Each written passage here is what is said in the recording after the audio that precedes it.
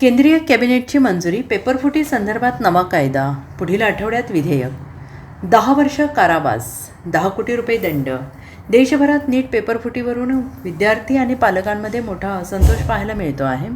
दिल्लीत कॉक्रोच जनता पार्टीने उभारलेल्या आंदोलनात हे सगळेजण सहभागी होत आहेत. एकीकडे दिल्लीतील आंदोलन मोठं होत असून दुसरीकडे सरकारकडून आंदोलन मागे घेण्याची विनंती आंदोलकांना केली जाते आहे. यातच गेल्या 24 दिवसांपासून उपोषणाला बसलेल्या सोनम वांगचुक यांनी मध्यरात्री उपोषण मागे घेतलं असलं तरी आंदोलन सुरूच राहणार असल्याचं कॉक्रोच जनता पार्टीचे प्रमुख अभिजित दिपके यांनी म्हटलं आहे.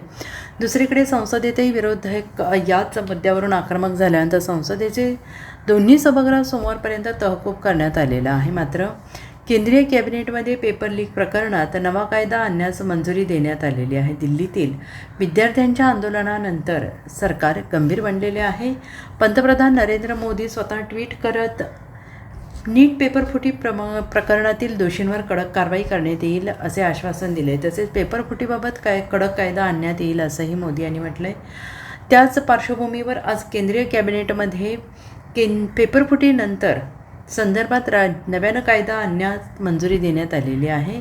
नरेंद्र मोदी यांच्या नेतृत्वातील कॅबिनेटमध्ये पेपरफुटी संदर्भातील कायदा आणखीन कडक करण्यासाठी विधेयक आणण्यास कॅबिनेटची मंजुरी देण्यात आलेली. विशेष म्हणजे पुढील आठवड्यात हे विधेयक संसदेत संमत होणार आहे.